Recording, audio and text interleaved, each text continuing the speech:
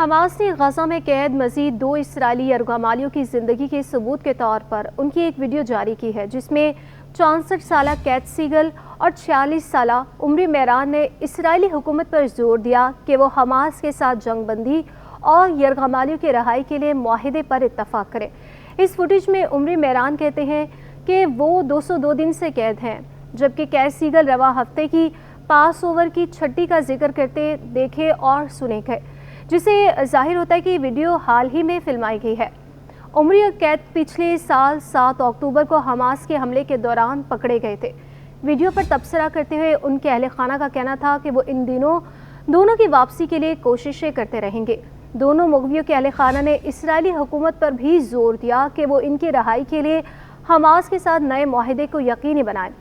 ناظرین، یہ ویڈیو ایک ایسے وقت میں سامنے آئی ہے جب حماس کا یہ کہنا ہے کہ وہ جنگ بندی کے لیے اسرائیل کی تازہ ترین تجویز پر غور کر رہے ہیں، اور میڈیا رپورٹس کے مطابق حماس اور اسرائیل کے درمیان ثالث کا کردار ادا کرنے والے میسن نے تعطل کا شکار مذاکرات کو ایک بار پھر شروع کرنے کے لیے اپنا ایک وفد اسرائیل بھیجا ہے۔ سنیچر کے روز اسرائیلی وزیر خارجہ کا کہنا تھا کہ باقی یرغمالیوں کے رہائی کا معاہدہ طے پا جانے کی صورت میں رفح میں اسرائیل کے زمینی حملے رک سکتے ہیں۔ یرغمال بنائی گئی کیت ایک امریکی شہری ہے جنہیں ان کی اہلیہ ایوا کے ہمراہ قید میں لیا گیا تھا، تاہم ان کی اہلیہ کو نومبر میں ایک مختصر جنگ بندی کے دوران رہا کر دیا گیا۔ اپنے ایک ویڈیو بیان میں ان کا کہنا تھا کہ کیت، میں آپ سے بہت محبت کرتی ہوں اور ہم تب تک کوششیں کرتے رہیں گے جب تک آپ رہا نہیں ہو جاتے۔ اس مہینے کے آغاز میں ایوا نے ایک انٹرویو میں بتایا تھا کہ کس طرح ایک موقع تھا، ایک جگہ سے انہیں دوسری جگہ منتقلی کے دوران اغوا کاروں نے ان دونوں کو ایک سرنگ میں اکیلا چھوڑ دیا تھا۔ انٹرویو کے وقت ان کا یہ کہنا تھا کہ وہ نہیں جانتی کہ کیت اب بھی زندہ ہیں یا نہیں۔ کیت کی بیٹی اعلان کا کہنا تھا کہ آج اپنے والد کو زندہ دیکھ کر اس بات کا احساس ہوا کہ ہمیں جلد از جلد ایک معاہدے تک پہنچنا چاہیے تاکہ تمام قیدیوں کو گھر بلایا جا سکے۔ کیت کی بیٹی نے کہا کہ وہ اس ملک کے لیڈروں سے مطالبہ کرتی ہیں کہ وہ اس ویڈیو کو دیکھیں اور میرے والد کو مدد کے لیے روتے ہوئے دیکھیں۔ کیت کی دوسری بیٹی شر نے کہا کہ اگر آپ نے ویڈیو دیکھی ہے تو آپ نے دیکھا ہوگا کہ میرے والد جانتے ہیں ہم سب ہر ہفتے ریلیوں میں جاتے ہیں اور ان سمیت تمام قیدیوں کی رہائی کے لیے کوششیں کرتے ہیں۔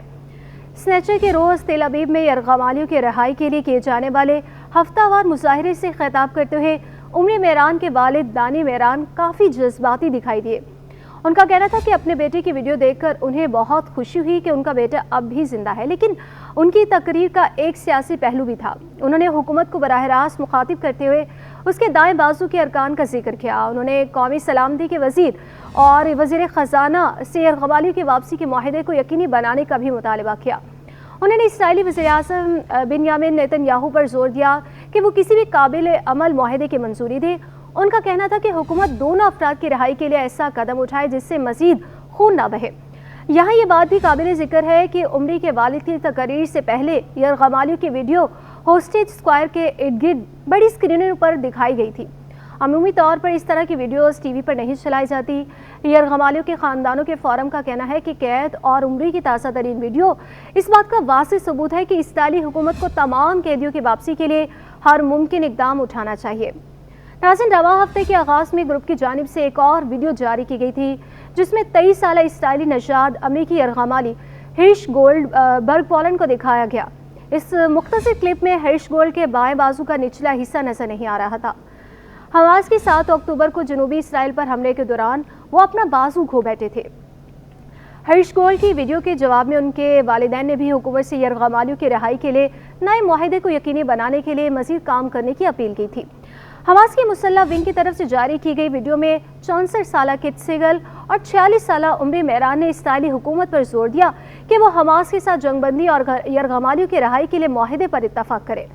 اسرائیل اور حماس کے درمیان کیت اور عمری سمیت تمام یرغمالیوں کی رہائی کو یقینی بنانے کے بالواسطہ بات چیت جاری ہے، تاہم کئی ہفتوں سے جاری مذاکرات کے باوجود کسی معاہدے پر پہنچنے میں اب تک کوئی کامیابی حاصل نہیں ہو سکی۔ حماس نے 6 ہفتے کی جنگ بندی کے بدلے بقیہ 40 قیدیوں کی رہائی کی سابقہ تجویز کو مسترد کر دیا تھا۔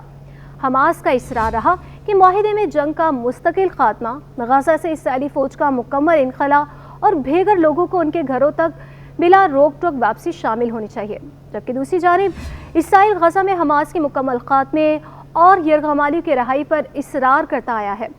فی الحال ایسا لگ رہا ہے کہ تباہ کن نتائج کی وارننگز کے باوجود اسرائیل رفح پر جارحانہ کارروائی کے منصوبے کو عملی جامہ پہنانے چاہ رہا ہے۔ ناظرین، یاد رہے کہ یہ جنوبی غزہ کا وہ علاقہ ہے جہاں 15 لاکھ بے گھر فلسطینی پناہ لیے ہوئے ہیں۔ سنیچر کے روز اسرائیلی وزیر خارجہ اسرائیل کاٹز کا کہنا تھا کہ ہم رفح میں آپریشن کے لیے تمام تیاریاں کر رہے ہیں کیونکہ ایسا کرنا ضروری ہے، لیکن مجھے امید ہے کہ معاہدہ طے پا جائے گا۔